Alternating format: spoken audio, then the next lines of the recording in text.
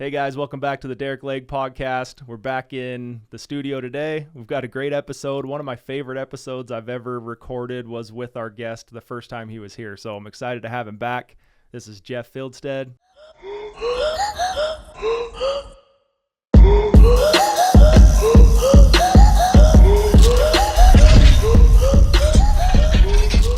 How's it going, man? Good, man. Thanks for having me today. Yeah, since I had you on the first time, I've thought, man, like that was an awesome one. I can't wait to kind of do a part two of everything. So I appreciate that, man.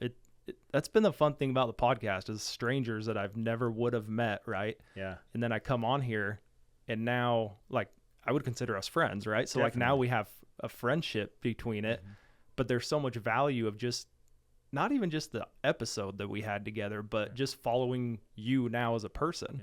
Yeah. And so, dude, I appreciate you carving out a little bit of time for the audience and for me. And I know just from the little bit we've jammed already, I know there's gonna be a ton of value in this. So first of all, if people haven't known Jeff or known the Solid podcast, I think we'll touch on that a little bit. Go follow him, give your social media stuff. It's Instagram is the main one I'm on. It's at Mr._Fieldstad. Awesome. So, yeah. Great family. Man, it's a lot of, since I met you, a lot of the stuff that you and your wife are doing with your family, I've like tried to implement some of those things. I appreciate that, dude. That's probably been one of the most important things to me in my life, you know, is trying to have a great family. No, dude, I think you guys have accomplished, or you're accomplishing that. It's still a work in progress, right? They're young still. Yep. So there's a few things I want to touch on with you, but I think we're just going to go rabbit holes and see where this thing goes. Cool, man. I'm excited to be here. Yeah. So first thing is Solid podcast. Yeah. There's a little bit of a window you guys are having right now. Yeah. Is there, kind of tell me the plans. You're one when I started mine, I'd had you and Brandon both on, right? And then when you guys started yours, honestly, I was almost like, okay, dude, my work's done. Like I got you guys to start your own. Now my work's done. Yeah. And I'd always thought, dude, if I ever hung up my hat, at least I got you guys. Like I took a little role in my mind of getting you guys started. That's awesome, man. I appreciate that. Yeah, I think, when we started Solid, dude, Brandon had called me one day. Actually, we were talking about what we're going to do. We both retired, I guess, if you will. We sold our businesses at basically the same couple months. Yeah. And it was like, what are we going to do now? And I had some other plans, and which we can talk about here in a second if you want. I had some other plans, and those kind of changed.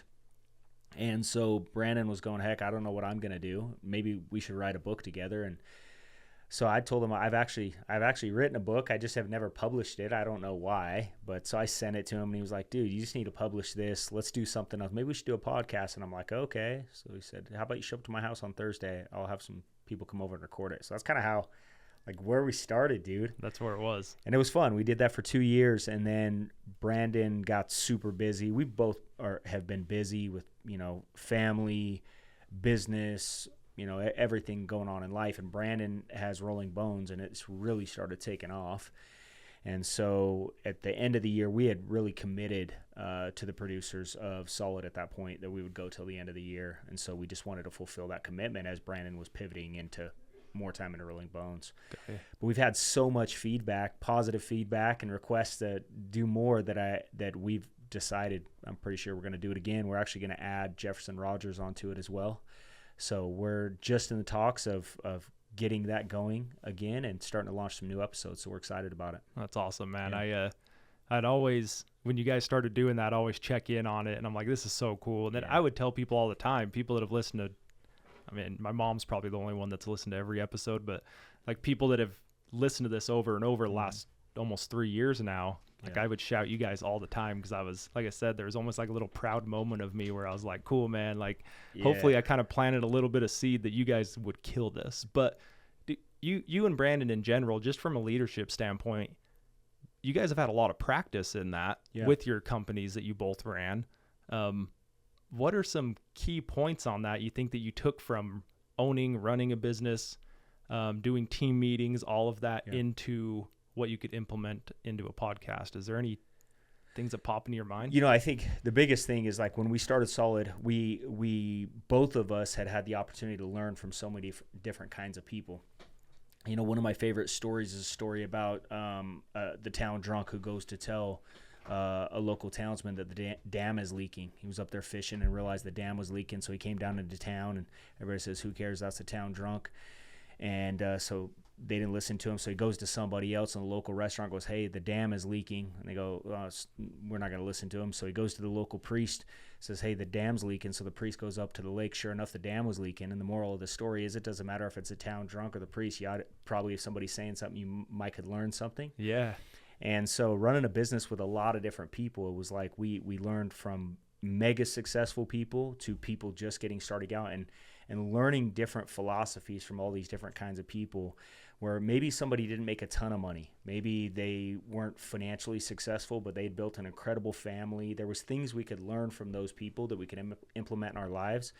And we could call them the unsung heroes, that we wanted to be able to shine a light on some of those people that we perceived as having some incredible wisdom on what we could do to be more successful in other areas of our life, just other than making money, which we were in the money business. Yeah. So that's all we ever talked about. Right. And so learning those things. So that was really why we talked about Solid. We both of us had this intentional pursuit of not just making a lot of money, that was a piece of success, but just building a great life that we were proud of, that at the end of the day, I've always said that my tombstone will never say how much money I made, but it will say what kind of man I was. And so I want to look back on my life and realize that with intentionality, that I built a great family, made a lot of money, made great friends, and lived a good life that I can be proud of, But money definitely is a part of it. Right? Sure. Do you think, I've wondered this, 'cause since I've had my podcast, it's been me, right? Mm-hmm. And I've had a couple people sub as the host, right? But I've never had like two hosts. Yeah. Do you think that brings, and if you guys are going to add a third now, it sounds like, does that make it easier? Does it make it harder? I mean, I guess your relationship with Brandon already, you guys can already jive, right? Yeah. So what's your thoughts on that? Same thing with Jefferson, man. So yeah, Brandon was the best man at my wedding. I've worked with Brandon for 20 years, and I love him. He's my brother. He's just as much a brother as anybody else in my blood family is.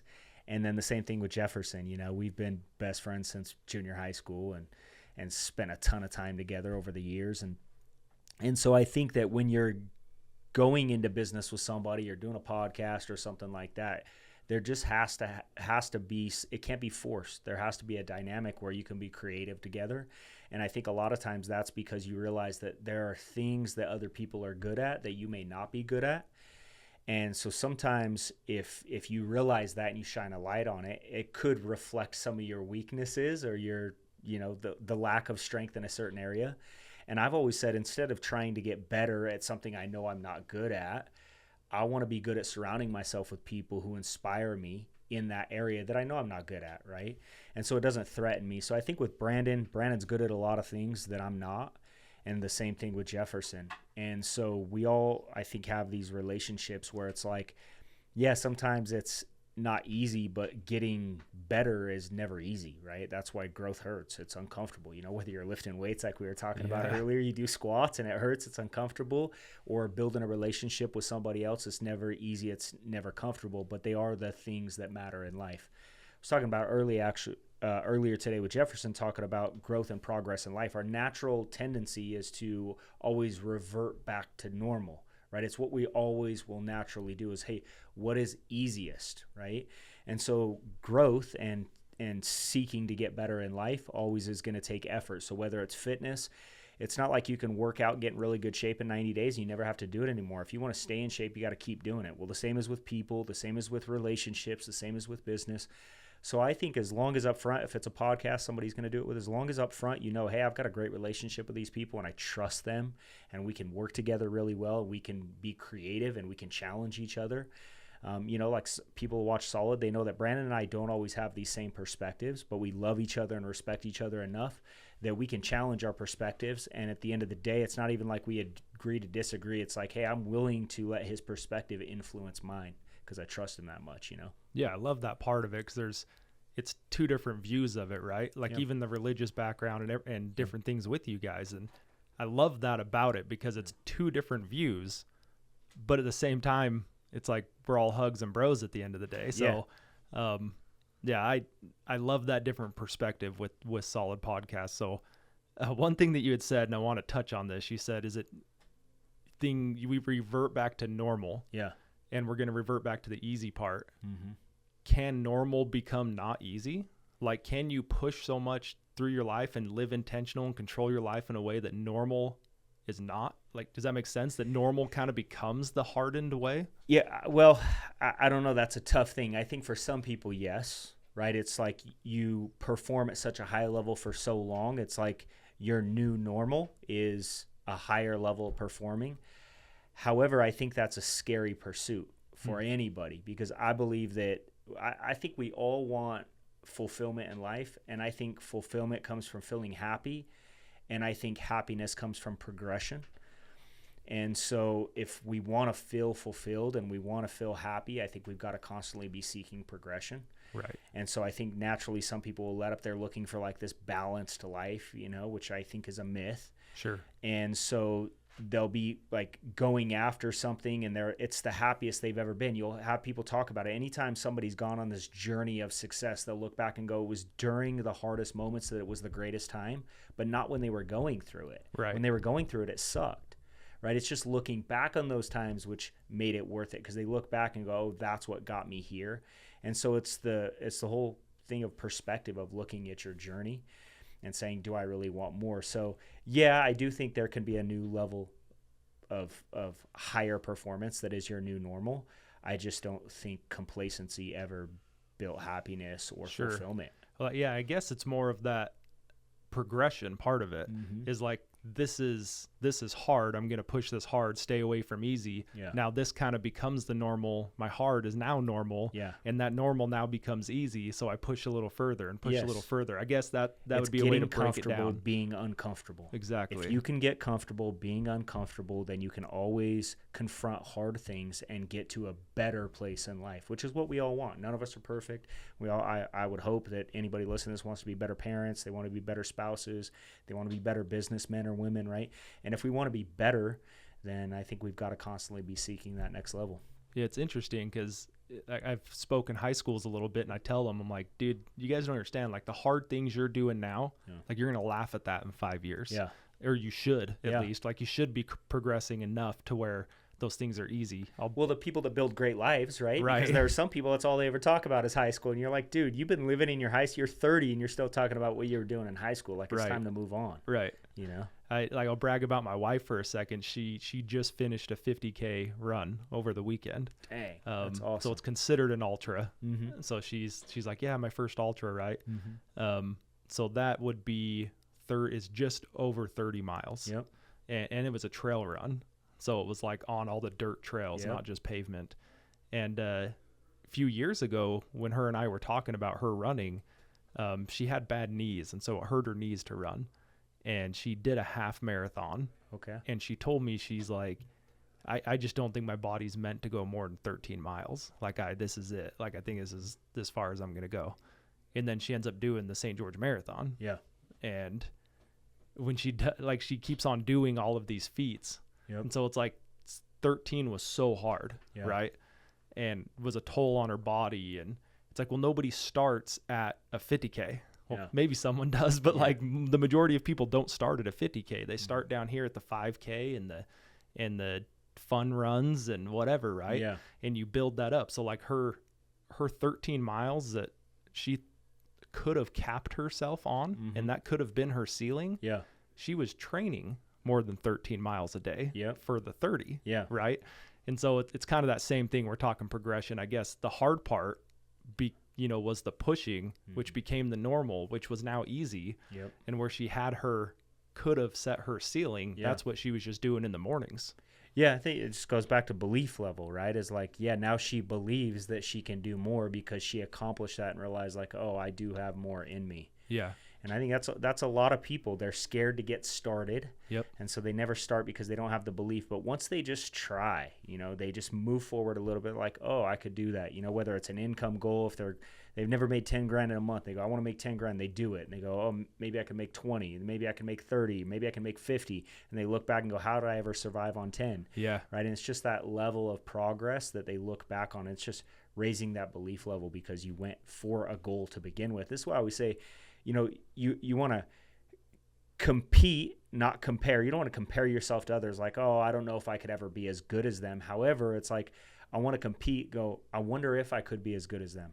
I wonder if I've got what it takes to go do what they've done in this area, and let their actions inspire you, because I think that's what starts most people with a desire to progress. I'm guessing your wife had something that inspired her to say, you know what, I'm just going to try. Yeah. And then once she did it, then her belief went, oh, I could do that. I could do a little bit more. Now she's doing a 50K, which is awesome. Where do you think that starts? Is it mental toughness? Is it like I guess desire, like backing. Yeah. It's like the courage to start. It's to have the desire to be able to set the goals. Yep. But I feel like when you get to a certain level, and I'm not there, but when you get to a certain level, I mean, like you and Brandon would be higher than me. I don't know if you can answer yourself if you're there or not.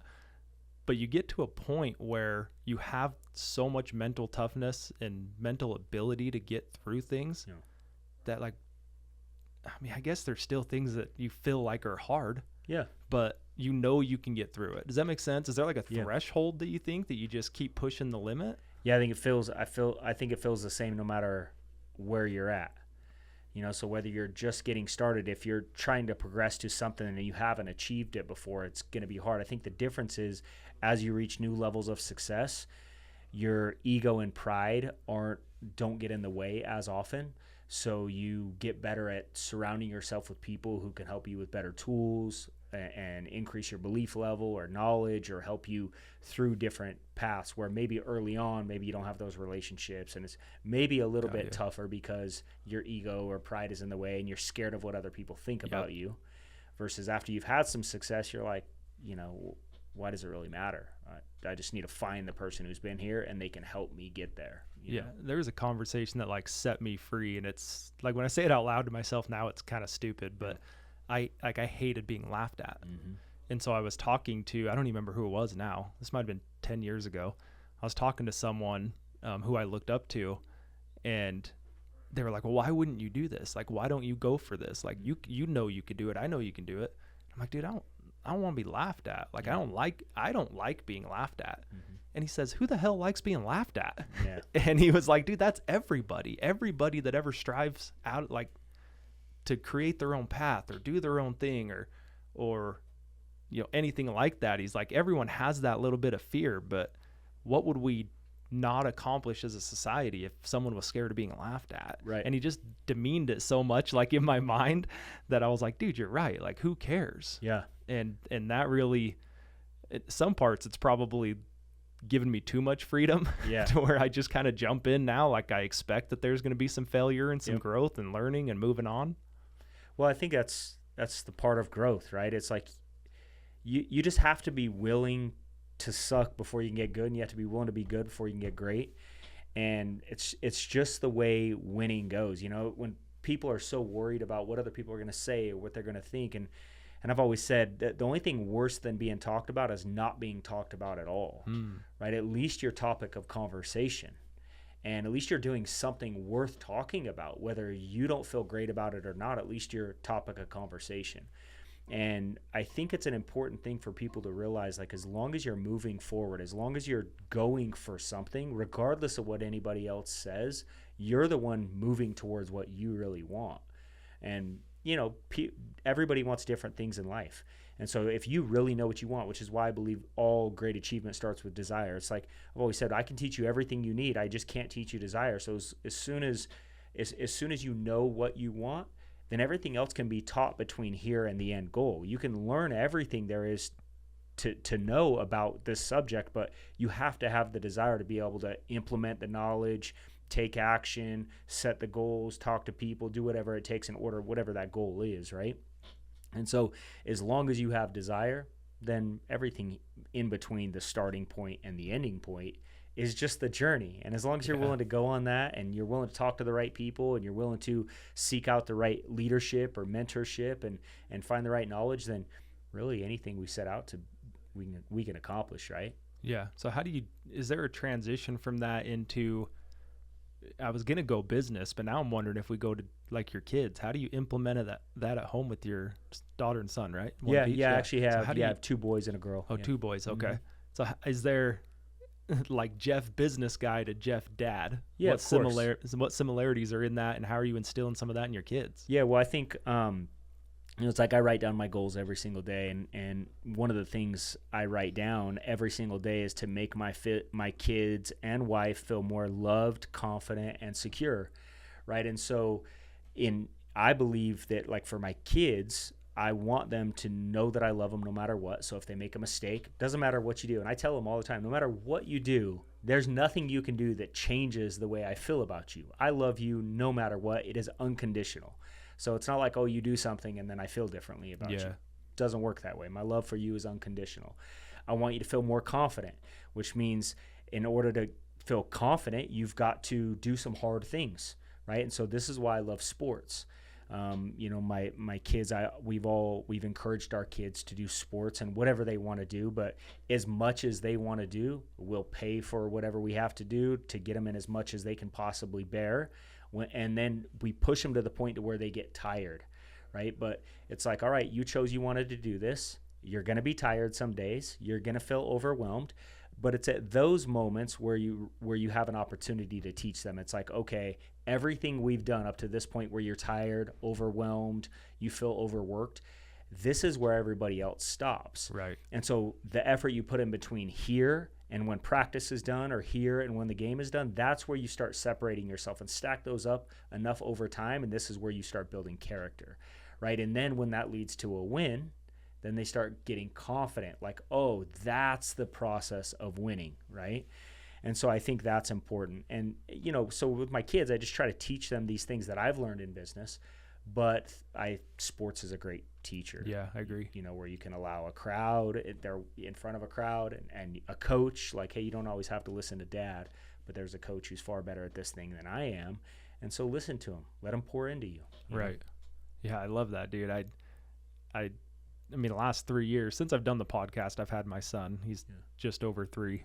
And that's what like gives me the tingles when on the podcast is when we talk about, especially people I look up to on how they are as a father. So yeah, I appreciate that. Is that like a conscious conversation that you're having? I mean, are you actually having that conversation with them? Yeah. Cause I think my dad, I think he probably thought that, but it was never explained to me. Yeah. You know what I mean? And so I think that's important to the point of them being able to grasp the concept of it, right?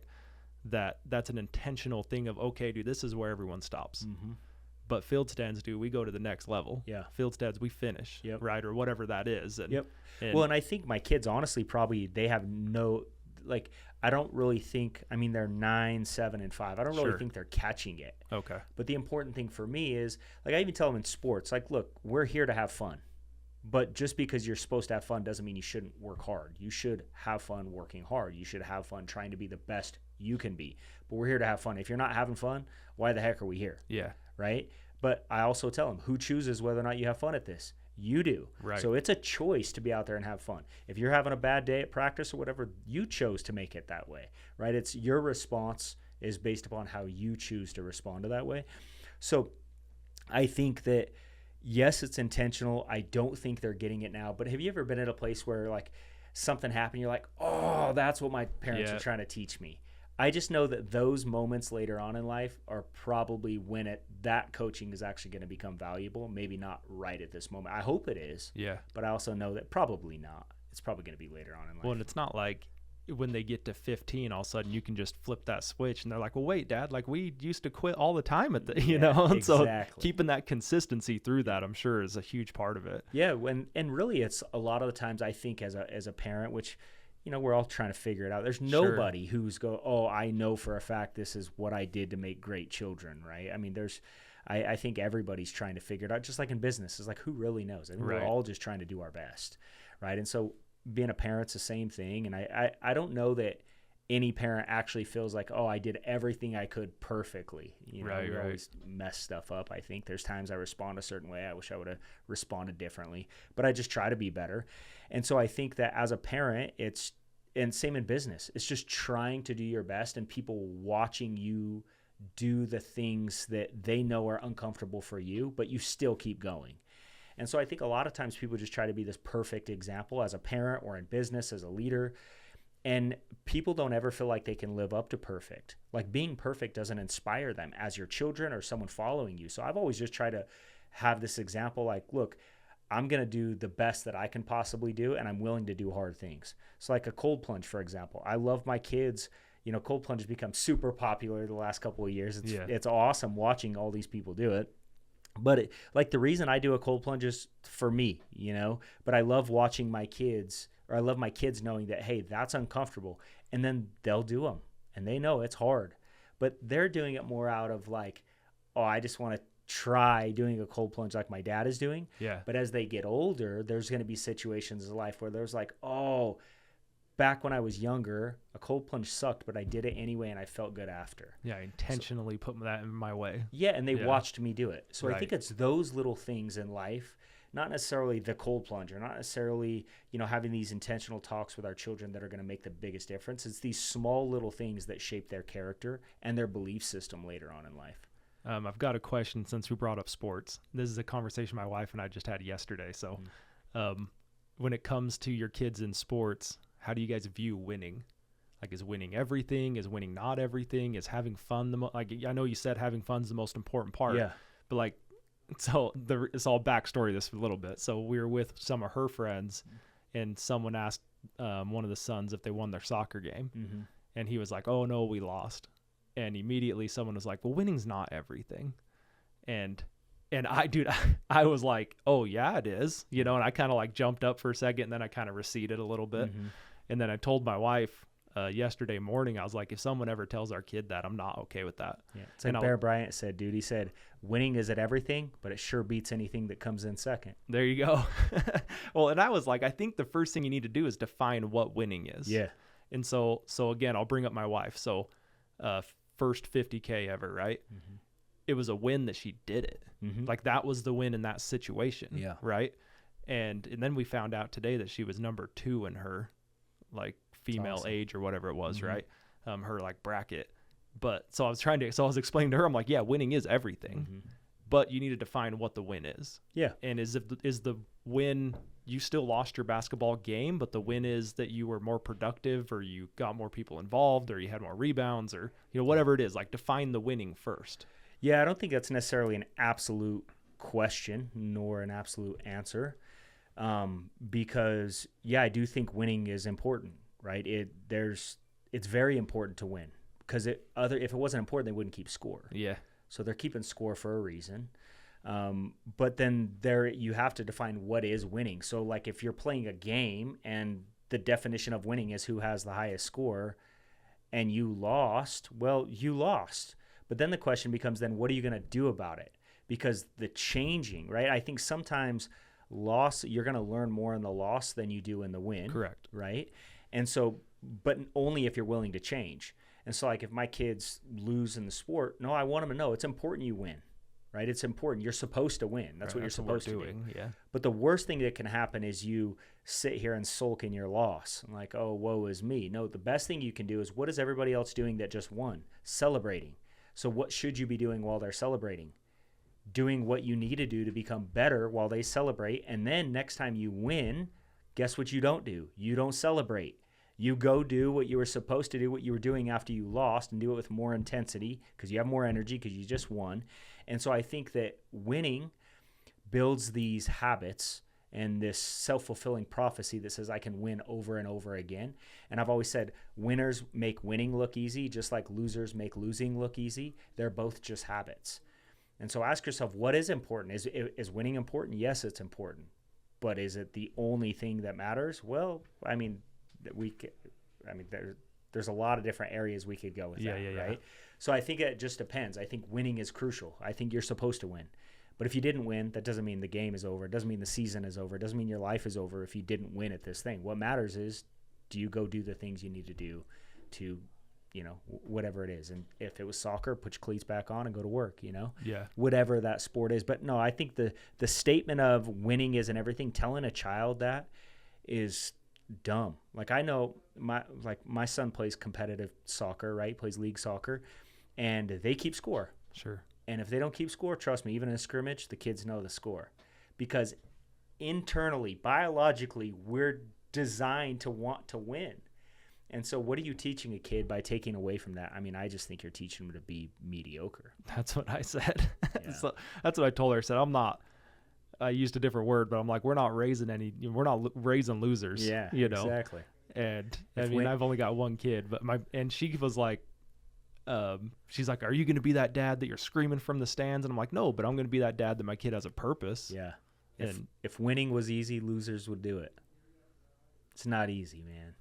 And the people that are winning right now, you didn't see the price they're paying in order to get to the top. Right. And they probably lost a lot of times to get there. Sure. And so I think we should celebrate winners, and we shouldn't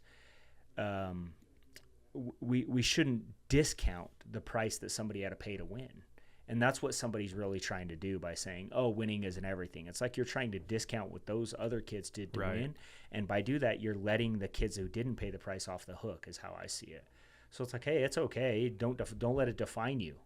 But what you should do is go back to work. All right, now it's time. What are you going to do to change it? What are you going to do to win next time? What kind of effort? And if you teach them to have fun in that process, then it's that journey. Back to, like, you go climb Mount Everest, right? It's you get to the top of Mount Everest, and that's where, like, oh my gosh, I did it.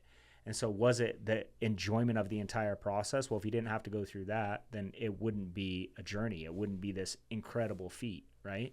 And so I think the same thing is with winning. We just have to teach our kids that process, just like we had to learn, and we learned it the hard way. Just like, I didn't have anybody teaching me that. I wish I did, but I didn't. Yeah, I was a kid that, like, we lost, and I usually played up with my brothers, but after that I was like the oldest and most experienced. Yeah. And I was the kid that, like, it was the ref's fault. I'm throwing shit when I get home. Mm-hmm. Like, I'm upset, I'm mad. And so that's the whole role of, like, winning's everything. Yeah. But I didn't understand that there's all these other things that you can point winning towards. Yeah. Right. And no one ever told me or taught me that. It was just you win or you lose. Well, and there's a difference between being on a winning team and being a winner. Right. You know what I mean? Because you might have lost on your team today, but you may have carried yourself like a winner. You did everything you could do. And so I think, there's so many different directions. Like I said, it's not an absolute question, and that's a hard thing, but I definitely agree with your response. That I would never try to discount winning for children, because we need to teach them effort. We need to teach them hard work. We need to teach them that's what pays off in life, because that is the truth. I mean, if people that always say those people always end up broke. Yeah. They always end up broke in life because they're always trying to discount why somebody got lucky to be successful, or they're rich so they take advantage of people or whatever. And that's just simply not true, but they have to discount it, because by agreeing with those things, a lot of time people who didn't win in life, it, like, exposes their lack. It exposes their unwillingness to do what it takes. Yeah, 100%. Yeah. Kind of switch gears right here. I want to talk a little bit about the agency that you had, that you sold, and what we can kind of talk about. I know there's things we can and can't. But really, I want to tie this back to what we kind of touched on before we started, was having an exit strategy, having an end goal, because I know for myself, like we were saying, I've never started a business where at the end I thought, okay, I'm structuring this to sell it. Yeah. Or I'm structuring this to, pass it on to my kid. Whatever it is, whatever your strategy is. And that's one of my faults in business. Mm-hmm. Like, I'm not, I don't have the lists. I don't have the procedures. I don't have I just figure it out and I get the job done. Yeah. Right. And so trying to train someone else to step into anything that I'm doing is, like, it's very hard, because there's no guideline of anything. It's just, I show up and work 14 hours and I get the job done. Yeah. Right. So maybe talk about that, because I wish someone would have told me that when I starting businesses and kind of know where to go. But really tie it at the end, I think, to there's an exit at the end of all this. Yeah, I think that, so first of all, I never, like, when we sold our business, that wasn't my plan, like, to start. I didn't have that in hey, I'm going to sell my business one day. I never planned on that. So when I got started in business, I was just a young kid, man. I was 20 years old. My wife was 17, just turned 18. We were just kids. We were just trying to figure out life. Yeah. And we're just going, man, I hope we're good enough that we just wanted to have a career, make some money, become successful, and live a good life. That was really our goal, is like, can we become the people we need to become in order to create a good life for ourselves? And we were super blessed, man. We had people like Brandon Neal and other a ton of mentors, which anybody's watched Solid Podcasts, you've seen a lot of those people that have poured into our lives. And so over the years, as we became better, I saved my money and invested my money. I always practiced what I preached. I was probably too conservative over times where I lived way below my means. I was saving 80-90% of my income. And so I just, at first it was like, hey, my goal was to save $1 million, right? I was like, if I could become a millionaire, nobody in my family had ever done that, So if I could become a millionaire, I felt like that was all the money in the world. And that was my initial goal coming into business. If I could just become a millionaire. And by the grace of God, we did that by the time I was 25. I actually turned 26 like 2 months later. And my goal was to do it by the time I was 30, but we did it way sooner. And in the process, our company went public. So we're on the floor of the New York Stock Exchange. 5 years later, we went back. So we're there twice, And at this time, I was just a young kid still, like you say, I'm only 38. I didn't realize the magnitude of what was happening. I was just doing what my mentors had taught me to do. Live below your means, save your money, invest wisely. Here we are part of this incredible company going public. And so these were all big things. And so then, we had an incredible cash flow, huge nest egg, totally debt-free, all of these things. And so I always had a dream of going to sail around the world. And I had a team of people who were depending on me, and I had made promises to, and I had committed that we were going to provide them with the greatest environment and culture and systems, and so they could learn and they could achieve their goals the same way that it had happened for me, right? And I wanted to honor my word. And so it was like, man, how do I go sail around the world and I'm gone in some other country, and yet these people may need my help or my influence or inspiration. I'm just simply not available. So I just felt like the best thing I could do for those people was to sell the business. Well, we did that, sold the business, and honestly, I probably would have made more money just hanging on to it, right? But I wanted to do what was best for the people that I had made commitments to. Right. And so my wife had some health challenges. We had actually bought a big boat to start sailing around the world, and she started having health challenges like right in the heart of that. So we sold our boat, came back home to work and get her health back in line, which now it is, thank God. And, life throws you curveballs sometimes. Right. And so I didn't imagine that's the way it would go. I didn't think that, I never had this exit strategy per se, but I did have some goals of financial independence, getting financially free. I've always been like, I've always told people I'm unemployable. I'm just not a good employee. If you tell me I have to be somewhere, I think the speed limit's a suggestion.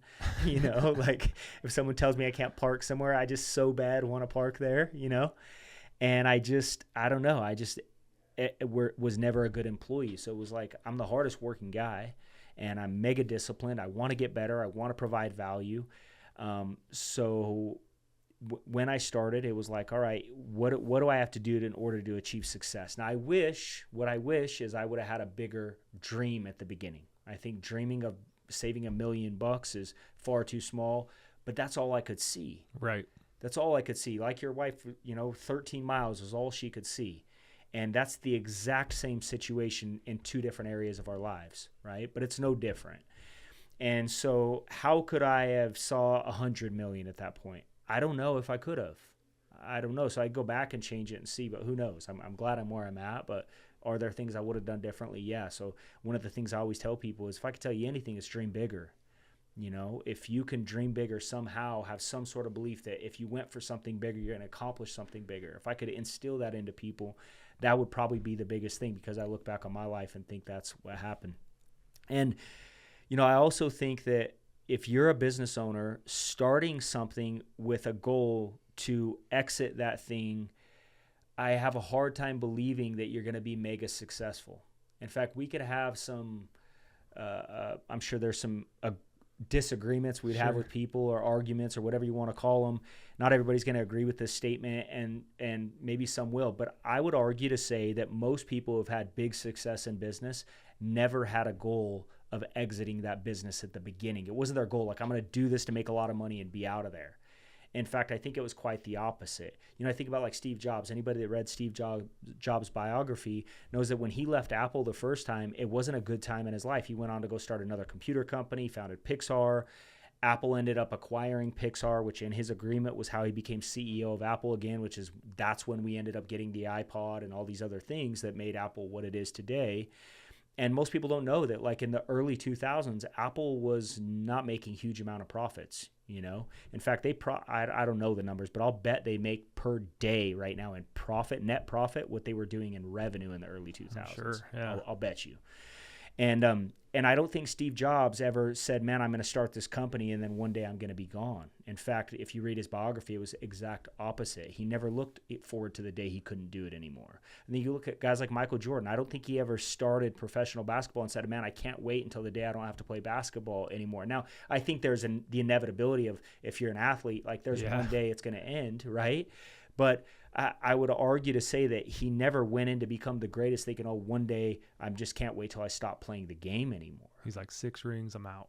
Yeah, I don't think that happens. That's not how you become the best, right? Right? I don't think you look at guys like Elon Musk who have done what he's done, right? Where when he sold PayPal and took all that money and founded SpaceX and Tesla and was sleeping on his friend's couch and didn't have any money left over, and he just bet, I think it was $160 million. I mean, most of us, if we got a $160 million payout, we would probably sail away. Yeah. Right? I wouldn't be on someone's couch. Exactly. And so he did that. But I don't think when they started PayPal, that was the goal. It was an opportunity that they took the opportunity and they used that to go do this next venture. And then he did it. He bet everything. And then look where he's at today. And I don't think he started Tesla with an exit strategy.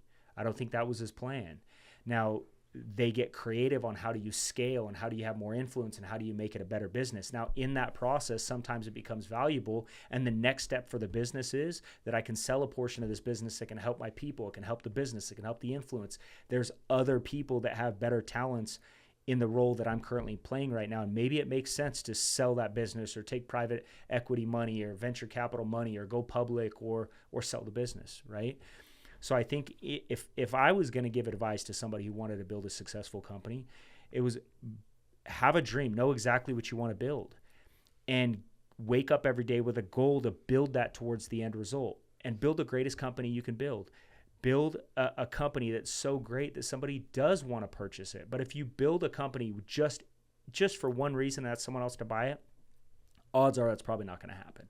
But if you build a company that's incredible, provides a great service, has a great culture, a great environment, and great people, and you've put all this effort into building this incredible company that's so good that somebody else wants to purchase a piece of it or all of it, then odds are you'll probably have a big exit event. And so that would be my suggestion. Not that I'm a professional on those areas. I mean, you've done it. Yeah, but it doesn't mean I'm a pro at it. Yeah, sure. But that would be my suggestion for people is just build something great. Build something you're proud of. Well, and if you're proud of it, probably somebody else will be too. Yeah, this whole idea came up because, I mean, I've started a number of businesses. I'm only currently running a couple. Mm-hmm. And because I just shut the other ones down, right? Yeah. And I've never in any of my businesses thought about selling it. Yeah. There was never even a thought to me. Mm-hmm. I guess the thought for me was always maybe at some point I can pay someone else to be there so I don't have to, and then I'll go start another one. Yeah. That's just how my brain works, I guess. And it's never been successful that I've been able to do that. Yeah. And like we talked about earlier, that's my own struggle with different things. But I don't know. It's just a weird thought. I know that I need to check this because I've quoted this 4 or 5 times, but I think Utah's the #1 small business state in America. Wouldn't surprise me. So there's a law, I think, and maybe that's why I always kind of come back to business with the podcast because we have a lot of people in Utah, obviously. And I'm like, how can we help these kids that are just starting, and even going back to the high school and talking to the high schools, these kids have great ideas. Yeah. And some of these kids are a million times smarter than I am, yeah. At 17. Mm-hmm. And there's been a couple kids I've talked to that I'm like, dude, you got it. Mm-hmm. If you can find that thing and you can have the work ethic and go do it, you got it, man. Yeah. You're going to figure this out. Absolutely. And I don't know. It's just, I don't know. It's a random thought. And I guess I was told the other day that I was wrong, I guess, for not having exit strategies in my business in a way. And it kind of threw me off. I'm like, oh, wait, people think about this? Well, I think, a lot of people do. And there's a lot of successful people who do think about that. But there's a time and a place where, and it doesn't always have to be an exit to leave the business. It could be hey, what's the next level? What are the next steps I have to take in order for my business to go to the next level? And sometimes part of that strategy is replacing yourself, right? And sometimes if you build an incredible business that, there are venture capital firms or private equity funds that they look at your business and go, hey, we can infuse an incredible amount of capital into your business and make it work tremendously better. But we can also build a C-suite of executives into this business who have more skill, they've got more experience, they got more relationships, and they're going to take your business to the next level. And so it just depends on where you're at. But I think it all starts with, what is the vision? Like, why did you start the business? And, there's a saying that goes something to the effect of, grandpa started a vision and told his son about it. His son took over the business. His son took over the business, and the grandchild had heard about the vision. And then the next generation never even knew the vision existed. And this is why most businesses go out of business, right? Mm-hmm. It's like they just didn't know the vision existed. They didn't know, what are we actually trying to build this for? And so it always goes back to goals. If you know what you want and why you're doing it, then you can create plans in order to accomplish that thing. So some people, that's their goal, of they want to exit a business, and that's okay. There's nothing wrong with that. I would just argue to say that most of the greats never started for that reason. Doesn't mean they never thought about it. Doesn't mean they never planned it. In fact, all of them did. You look, they all went through that process at some point in their careers. I just don't think that's why it got started. So at some point, if you've got a business and someone's giving you that advice, just like we're talking about the town drunk, maybe you ought to look at it. Yeah. You know what I mean? It doesn't matter who it is giving you the advice. Maybe you ought to sit down and look at it. Why are they talking to me about having an exit strategy? Is that exit strategy me leaving, or is it a strategy where I just get an infusion of cash? Is it a strategy where I go public? Maybe it's just the next level, not an exit. Because a lot of people are talking about exit strategies like they need to leave. And that's what it sounds like to most people. But what if you don't want to leave? What if you just want to go to the next level and you need help? That's a good point. So it doesn't always have to be an exit strategy. It could just be to the next level. What is your next level strategy? Yeah, and this is a very simple business 101, right?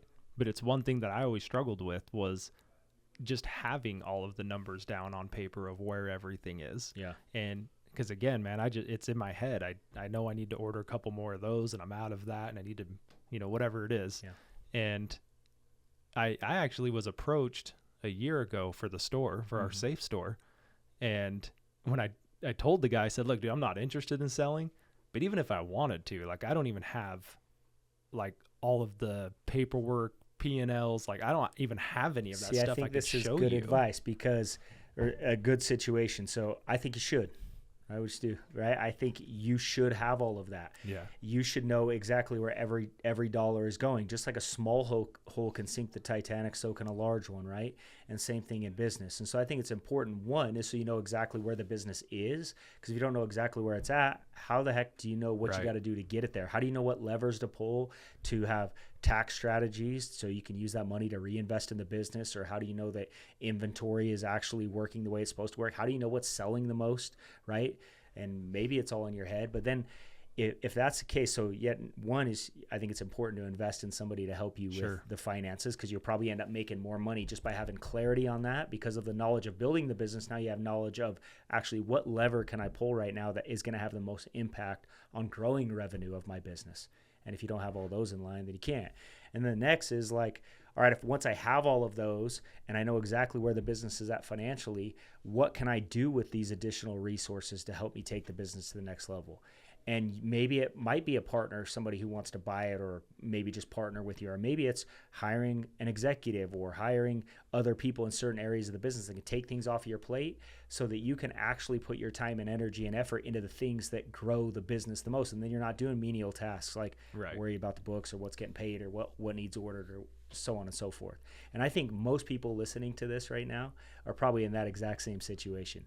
And so I would encourage you, as well as anybody else listening to this, you should know every penny going in and out of not only your personal finances but your business finances, and you need to know what that looks like every single month for sure, and know where did you end at the end of the month. And then you should know where can you use the financial resources in your life to go achieve your goal. So if you have a goal, then you go, I've got X number of resources, this is how I'm going to get closer to my goal. But if you don't know those financial resources, which in a business, that's like the lifeblood of the business, right? Right. Then you can go use that and say, here's how I'm going to use that to get to the next level. Yeah, after having that conversation with that guy, I called up my buddy he's been on the podcast, Blake Nyson, that is a CPA. Yeah. And I was all, bro, I need to get more. I need to get more in line with how all this stuff works. Yeah.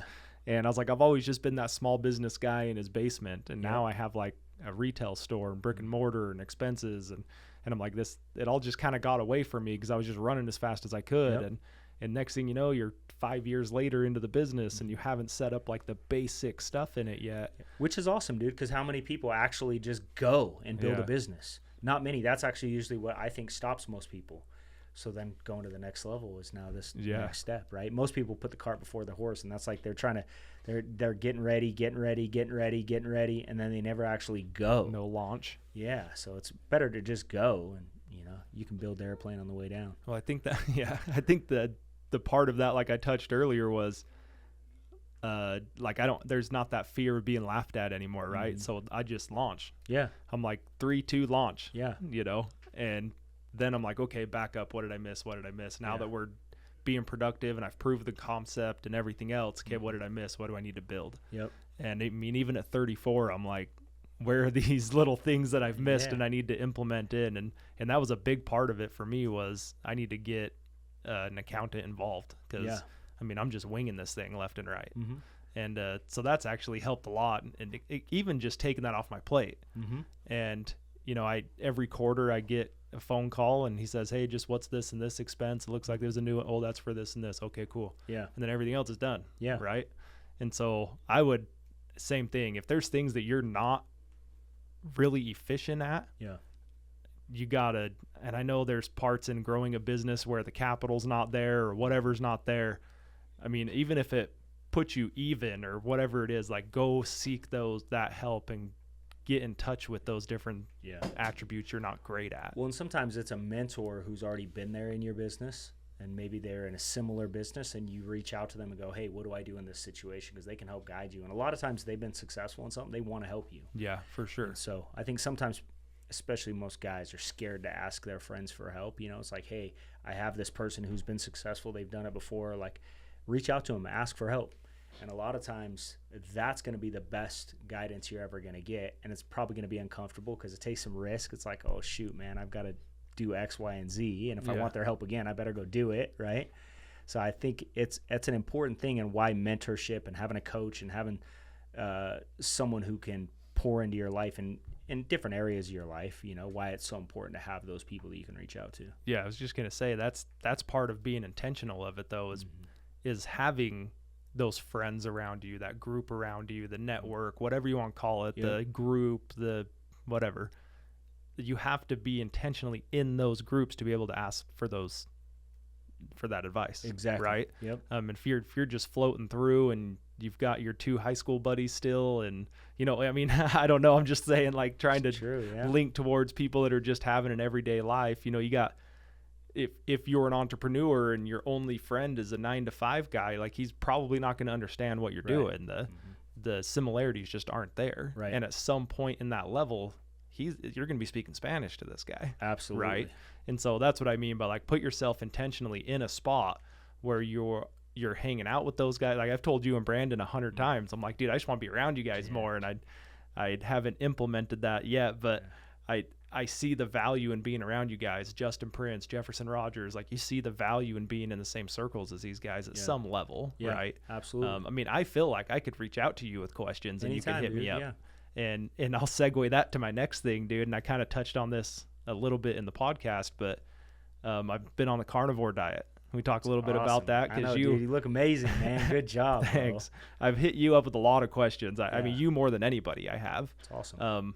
Because you were open about it. Yeah. So that was like the first part about me even wanting to even look into it. Yeah. Was you were very open about it, talking about it, having a little bit of advice. Mm-hmm.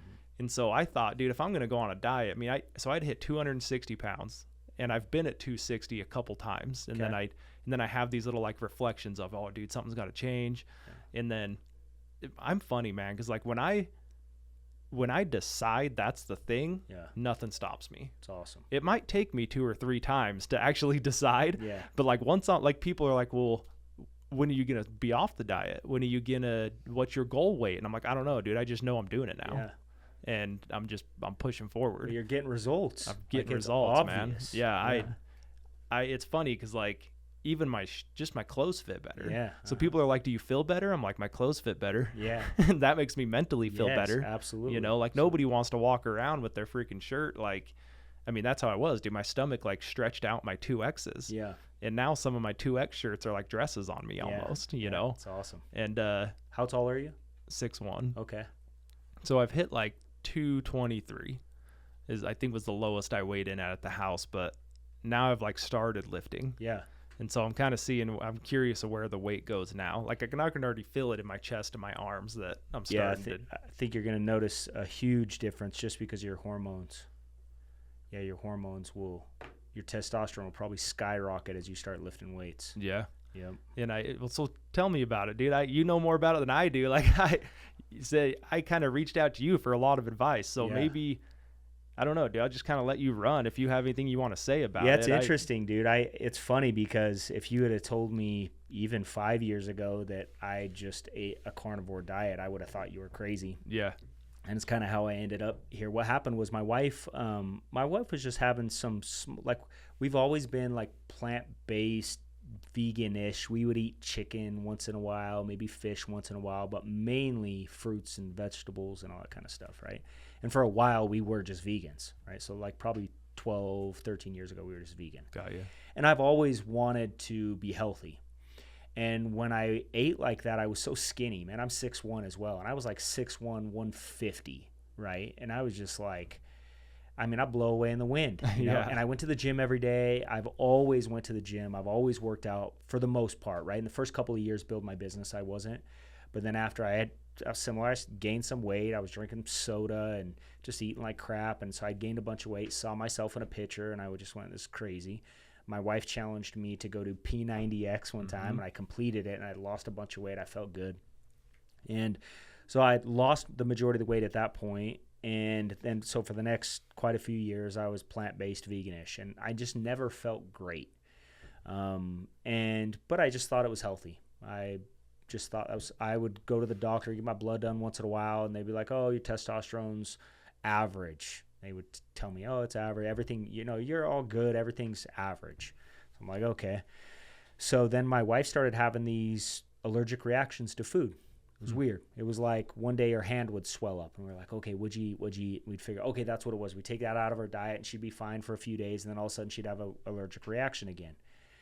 So she'd have an allergic reaction again, and then eventually it was like almost everything she ate, she would have an allergic reaction to. And I'm not talking little, dude. I'm talking like she'd end up in the emergency room. And one time she ended up in the emergency room, and it was probably the toughest time when I decided to sell the boat. She ended up in the emergency room. I was actually in Florida. We were just getting ready to move. And she sent me this picture. Her face was so swollen. They were actually worried about her getting skin damage from swelling in her face. Holy cow. She had a whole team of doctors and stuff, and I couldn't get a flight back that night, so I was actually like in a fly private. It was the only way I could get back home soon enough, and they admitted her in the hospital that night. So I'm like, what in the heck? So long story short, she decides she still wants to come out to Florida. So we get out to Florida, and I got COVID. So I'm like, I need to find a doctor to let me in a hyperbaric oxygen chamber. I felt like it would be a good thing for me. So I need to find someone who knows that I have it, and then will let me in, first of all, right? So I find this lady, and I go in to schedule an appointment with her for the next day to go into the oxygen chamber. And I see this little flyer in her office and say, hey, do you have this? And I'm like, oh my gosh, this is exactly. And dude, we have seen like 20 doctors at the time. And I'm like, this is what my wife's struggling with. Can I bring my wife tomorrow? And she goes, yeah, bring her. So I bring her in. She looks at my wife and starts saying, oh, this is what's happened. This what's happened. This what's happened. The first time, I mean, doctor after doctor after doctor. We don't know what's wrong. So my wife just starts crying, like, oh my gosh, that's exactly it. She's just like, she figured it out. Like she knew. And she was like, I'm going to show you how I know for a fact that this is what's going on. And she goes, what I want you guys to do is I want you to go to this local supermarket, and I want them to cut you a fresh steak, not one that's already out. It has to be fresh cut.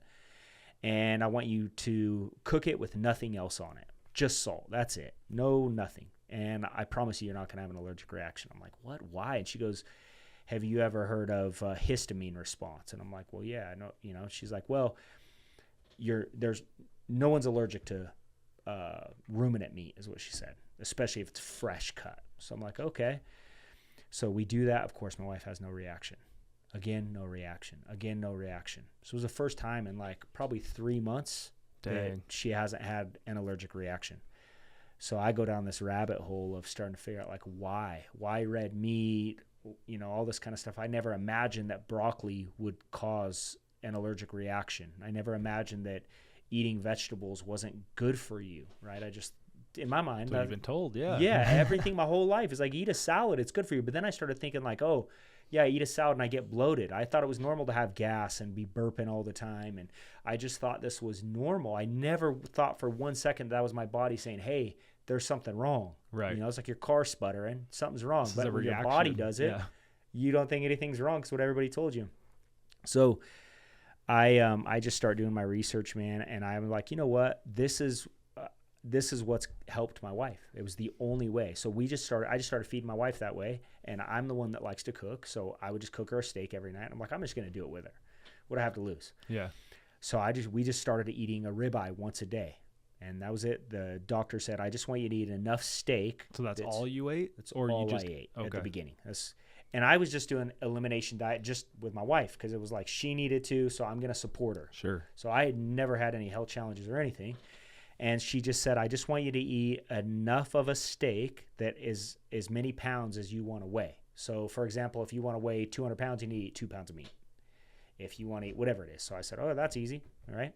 So that's what I started doing. And I got my blood done with my wife. And the first time I got my blood done, my testosterone was like low 300s, which they called that average. Okay. Which what I didn't know at the time is doctors tell you what's average based on their clientele. So based on the average result of all these people, that's where they're getting the averages. Okay.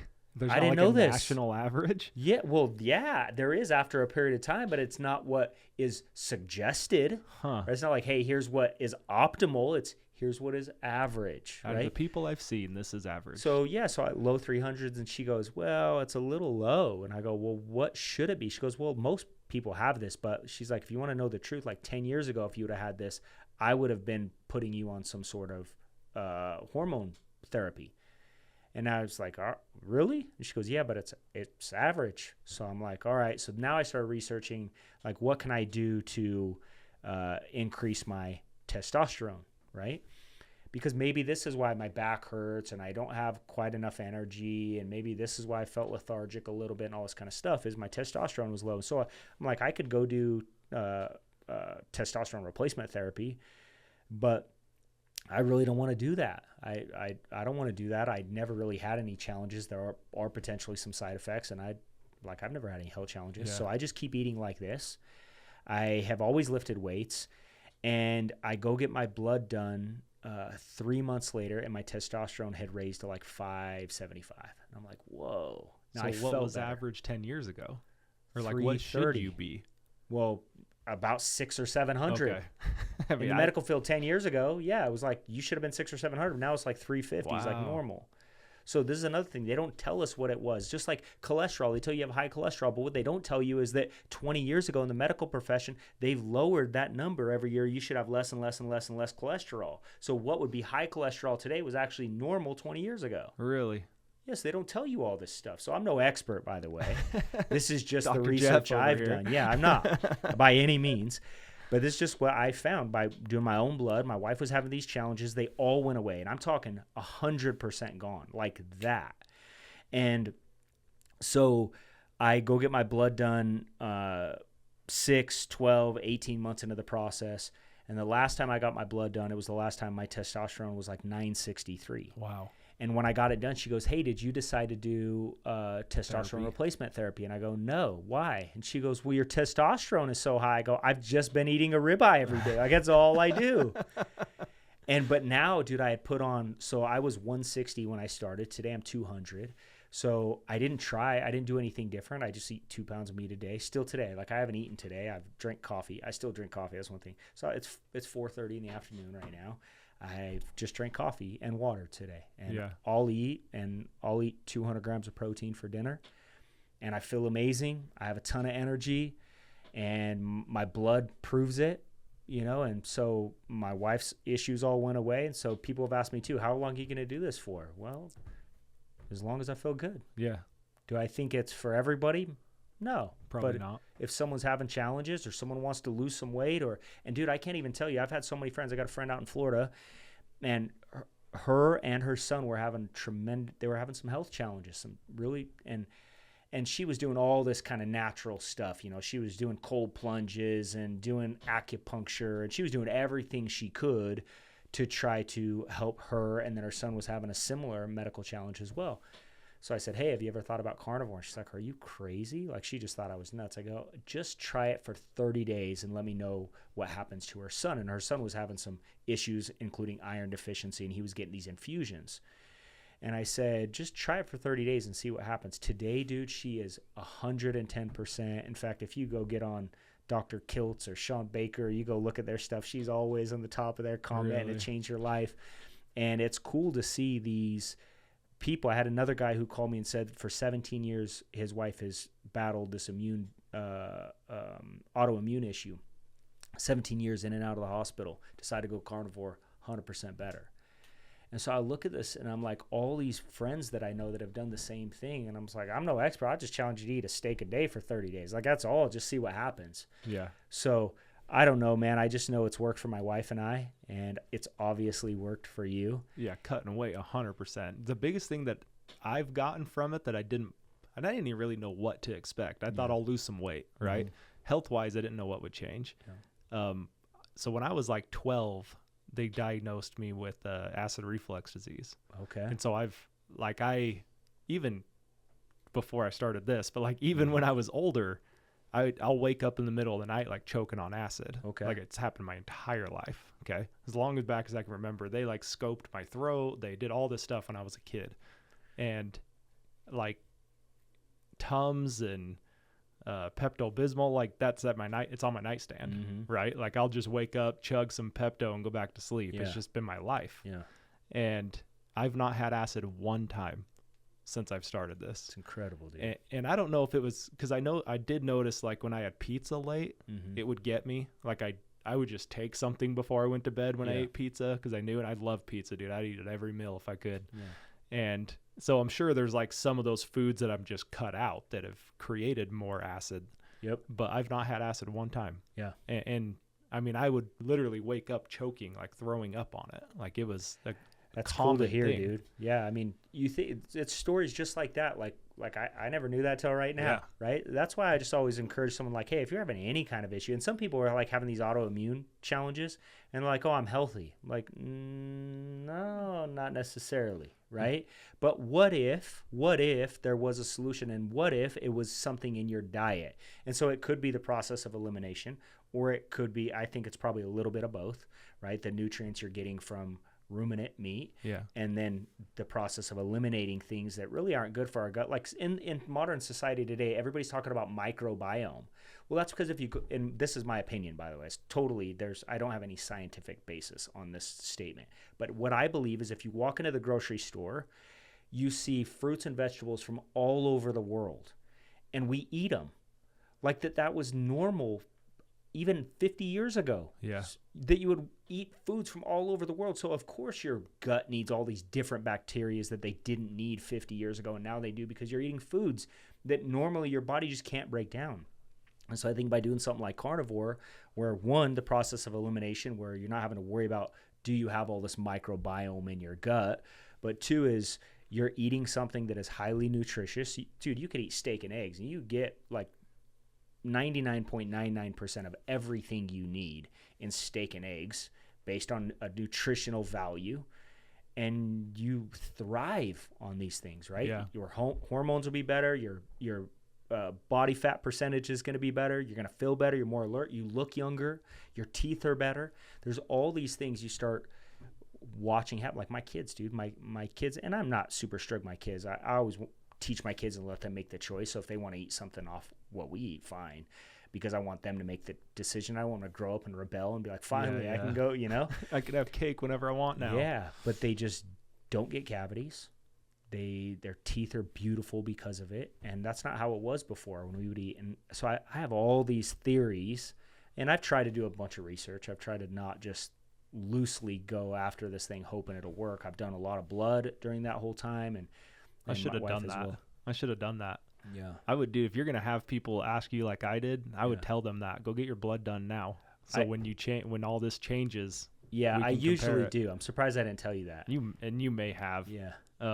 So what do you, I know because you've texted all to me and I refer to it all the time, but like what do you eat? What are the things obviously there's things you don't eat, but like, so what do you eat? Yeah, so I've gone through multiple variations of this, by the way, just trying to, so I started with total elimination, just eating red meat, right? So just red meat. And this is like you go to the store and they cut it. Yeah. So like I've bought like a half cow. So is that not the same thing? No, that's what I did. Okay. Yeah. So otherwise, if someone's going to do it cost efficiently, otherwise it probably, I mean, it's tough to do. Okay. I was like, dang, dude, you're going to get a freaking steak cut every day. At the beginning, that's how I was doing it. Yeah. But now, I went and bought a half cow and that's usually how I do it. And a half cow will last us about 8 or 9 months for my family.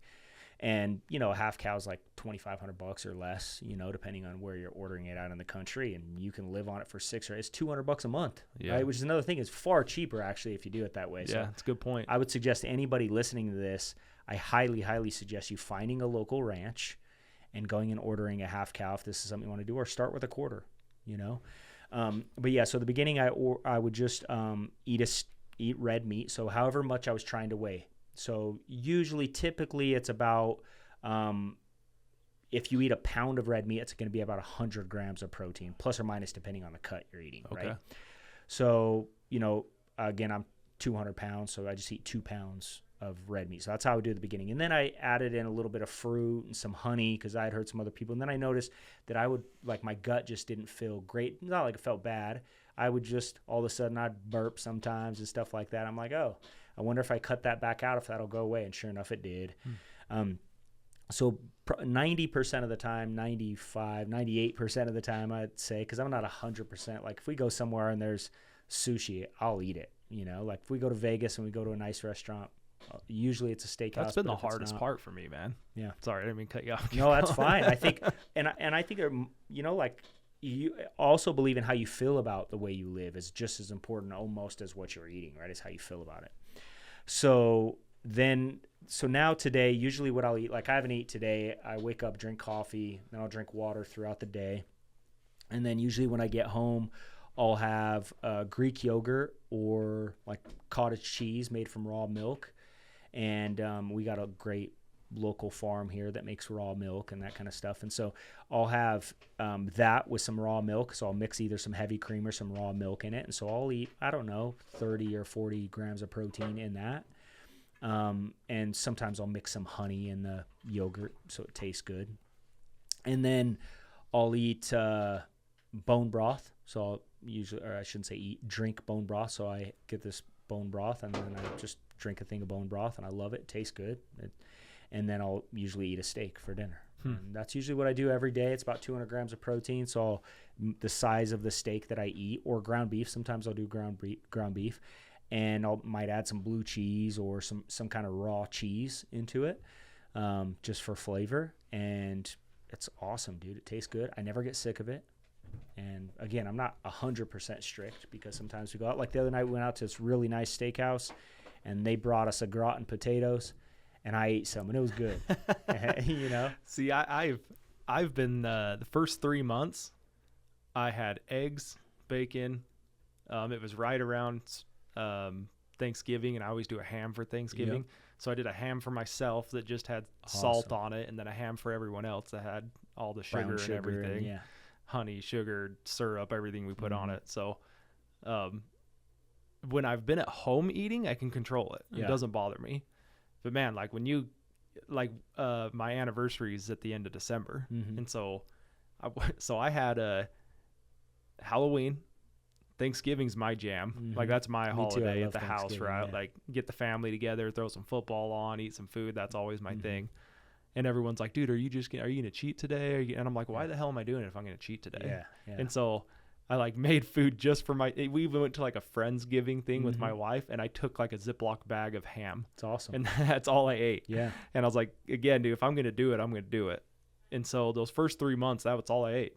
I had some ham, bacon, eggs, and beef. whether that's steak, ground beef, roast, whatever. I just bought a cow. Who doesn't want to eat steak, eggs, and bacon every day, dude? Seriously. And so I got like 3-4 months in, and I'm like, okay, this is kind of stuff. And what's getting old is having to take it out of the freezer, put it in the fridge, have enough in the fridge to pull out and cook. Yeah. Like that's the whole thing. It's kind of gotten old for me. Yeah. And my wife's great about it. Like she jumps in when she notices I'm not doing very good at the cycle of pulling meat out. Yeah. But when we go to eat out, so my anniversary, the end of December, we go down to Vegas, and I'm like, hey, where do we eat? And it's like a bummer. Steakhouse, and dude. And we'll go eat, and I'm the guy that's like, everyone gives me their leftovers, right? And so my food will come out, and I'm like, okay, here's the steak, and I got all these 3 other sides that I just like push away, and I eat the steak, and then I'm like, man, I'm still kind of hungry, and so that's been the struggle for me. Yeah. Like I would much rather just eat at home every meal, because I can kind of control that. Well, dude, we went to a steakhouse the other day. We were in Las Vegas actually with Jefferson, and he eats the same way. It's always nice having friends that eat the same way. But we ordered prosciutto wrapped mozzarella, so it was just prosciutto and cheese, and these big old steaks, and it was like, dude, it was more than enough. Yeah. So it's like, oh yeah, I think we ordered some shrimp, so we had some shrimp as well. Is shrimp? Would you say the shrimp's calamari on? Oh yeah. Okay. Yeah, definitely. I've definitely had shrimp. Yeah, for me, if it has a heart and it beats, that's your thing. I'm eating it. Yeah, I'm eating it. See, like I've done cheese too. I've done some. I don't do like the pre-shredded cheese. I buy like the blocks, right? Yeah, and I would suggest like raw cheese that's cultured, that has probiotics and stuff in it. So yeah, if you can get raw cheese, is usually the best. And I don't even love eggs. Yeah. But when I would do eggs and I'd cut up ham and have cheese in it, like I could do that. Yeah. See, on the weekends I'll usually eat eggs. Yeah. On the weekends, like my kids love to wake up Saturday morning and make breakfast, so I'll do that and do eggs and bacon and stuff. Nice. So yeah, I definitely I love eggs, dude. I think hard-boiled eggs are like the greatest go-to snack. There's 6 grams of protein in every egg, and so you can eat 6 or 8 eggs, and dude, you get a ton of protein. When I asked you the first time, you're like, I eat 6 eggs in the morning and 2 pounds of meat, and I'm like, dude, I don't even eat that much in 2 days. Yeah. And so it was a change for me to eat that. Like what my struggle's also been with it is I feel like I've had down energy because I don't eat enough. Yep. And so that's one thing I've had to kind of jump on. Well, and I think you've got to go through. You have to do so.